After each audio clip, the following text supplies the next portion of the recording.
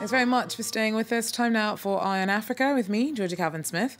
Tonight, police clash with Soweto residents protesting against squatters moving into unoccupied fields.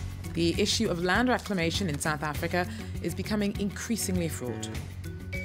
Also, Mali's president's been sworn in as a candidate for July's election. Ibrahim Boubacar Keita will be running for a second term in polls that could be affected by ongoing insecurity in the country. And Cameroon cracks down on wage fraud in the public sector, with thousands of names on the state payroll suspected as belonging to ghost workers. We hear from our correspondents on the ground. But first, police clashed with locals in the township of Soweto on Monday as residents protested against squatters trying to build shacks on nearby fields.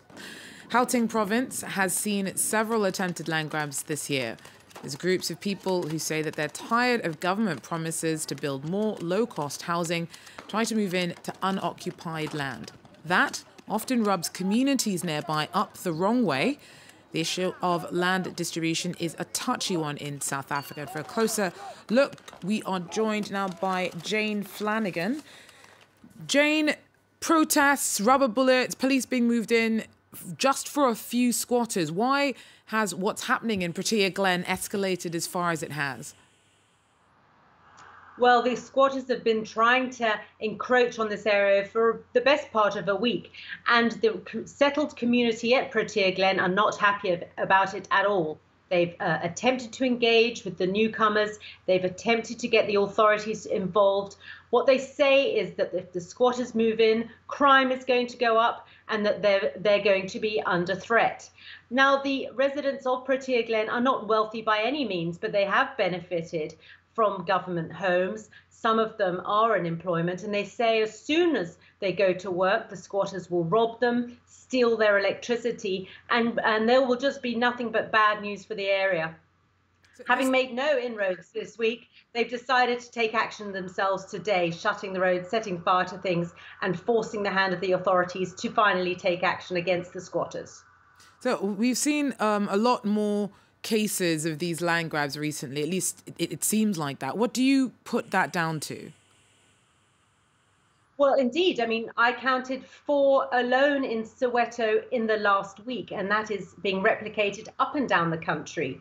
What I'm hearing is that the nature of these land grabs has changed. People are saying that the squatters are more organized. They arrive on buses, and rather than bringing ragtag second-hand materials with them, quite often the materials are being delivered straight from the builders' merchants. That is leading a lot of political observers to conclude that there are other forces at work, perhaps political forces from the opposition party, perhaps the EFF, to pile on pressure on the government, on Cyril Ramaphosa, to make good, to come right on this long-hold promise to return some land, the majority of land in South Africa, to the majority of the population, the poor black population of South Africa, who are still so underrepresented in land ownership in South Africa.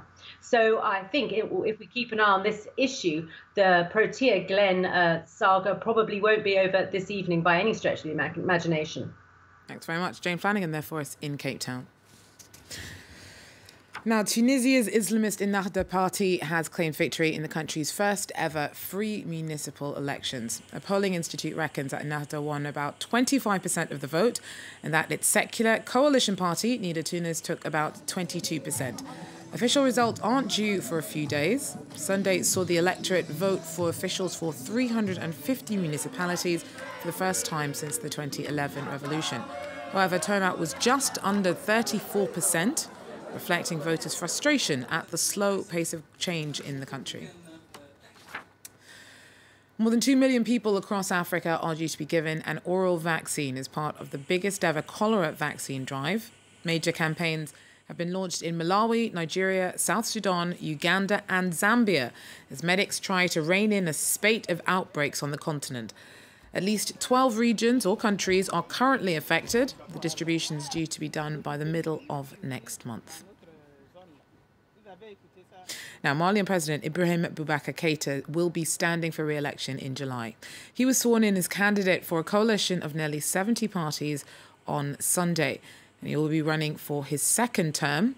There are, though, fears that a recent ramping up of jihadist attacks in the country could jeopardise upcoming polls. Nicholas Chamat tells us more. 3,000 people attended the rally, but not Ibrahim Boubacar Keita, who's known as IBK. The head of his party told the crowd the Malian president would be seeking re-election next July. IBK was elected in 2013, soon after the French army intervened against jihadist groups who had been occupying northern Mali for months. IBK is a socialist and a former prime minister. He spent 26 years in France. Last year, French President Emmanuel Macron's first trip outside Europe was to Mali. Emmanuel Macron is a very polite man who's really on top of things. He knows what he's talking about. But now the relationship is more tense. In Paris and Bamako, many criticize IBK's mandate. A peace deal was signed in 2015, but it has failed to bring an end to the violence in northern Mali. And now attacks are also carried out in the central region. We asked one of the main opposition leaders what he felt about IBK's candidacy. Like many other Malians, I'm very surprised by this decision. His mandate has been disastrous. The peace process is at a dead end. There's a lot of violence in the central region. Bad governance has never been worse in this country. Despite such criticism, IBK's supporters hope the 73-year-old politician will win the election in the first round on July the 29th. Cameroon is cracking down on wage fraud in the public sector. Over 10,000 names on the state payroll are suspected of being linked to some form of corruption, from the drawing of double wages to people picking up salaries for work after they've quit, and many employees may not even exist at all. Authorities are going through the books with a fine-tooth comb. Our correspondents report. There is an unusual flurry of activity at month-end at this bank in the capital of Cameroon, Yaoundé. Thousands of public servants are scrambling to get their ducks in a row as part of a massive physical counting exercise of public servants. Your contract has been signed by the Minister of the Public Service. Civil servants will have to submit proof of this to confirm their positions in the public service. The operation is expected to last 3 months with the aim of exposing nearly 20,000 fictitious officials. Lucas is one of the dozens of people deployed on the ground to track them down. It's about identifying all of those who are burdening the state's salary bill, the ones who don't work but are still earning a salary.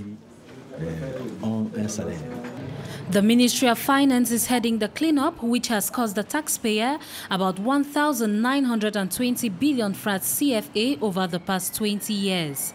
The operation has been praised by those civil servants on the right side of the law. Those like Hemin, who have been in the public service for about 10 years. The operation is normal. We should register as there are people being paid without doing any work. Some people are even drawing salaries for those who have already passed away. While some find it normal, others are more skeptical. Jean-Marc Bikoko is a trade unionist and activist. He questions the methodology and its effectiveness. These networks, which are made up of people who are supposed to provide the government with a rational management of its funds, are the same people who put in place mechanisms to steal from the state's budget for their own benefit. Government is nevertheless pulling out all the stops. It is calling on Cameroonians to use the special social media accounts and toll-free hotline setup to report wrongdoing. Gay rights activists in Kenya are dismayed at the national ban of the first ever Kenyan film to premiere at the Cannes Film Festival. Rafiki will show on Wednesday at the prestigious International Film Festival. The film is based on a prize-winning short story by Ugandan writer Monica Arak-Danyeko and tackles the romance between two women whose fathers are political rivals. The country's National Gay and Lesbian Human Rights Commission is currently challenging the constitutional clauses that criminalise homosexuality in Kenya and say that the banning of the film at home is also a setback to inclusion. Doesn't she just look like a proper... I think that it is important that these stories get told. When we see films like Rafiki being banned, we're up in arms about it because we know the impact that the law has, which is why we're in court fighting. But at the same time, we understand that until the society starts to change its thinking, until this becomes an issue that has been humanized, then there is no way for the common Kenyan to have peace or to have security within their daily lives. Well, that's it for Eye on Africa for now. Thanks for joining us. Do so again. Take care.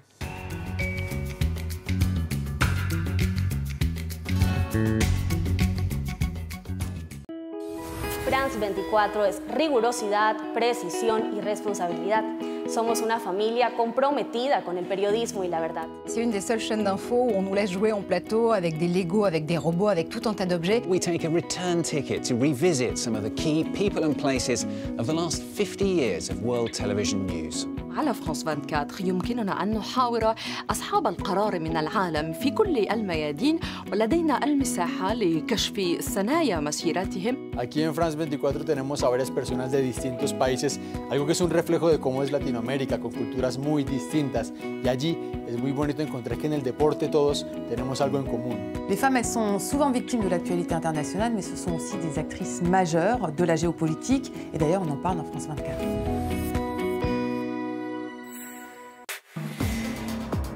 Reporters, presented by Mark Owen. Aden, the second largest city in Yemen. A city besieged by southern rebel forces where the army has lost control. Islamist attacks add to the misery of civil war. Amid the chaos, our reporters meet a population trying to survive. Don't miss this exclusive report from a country in the grip of an endless war. Reporters on France 24 and France24.com.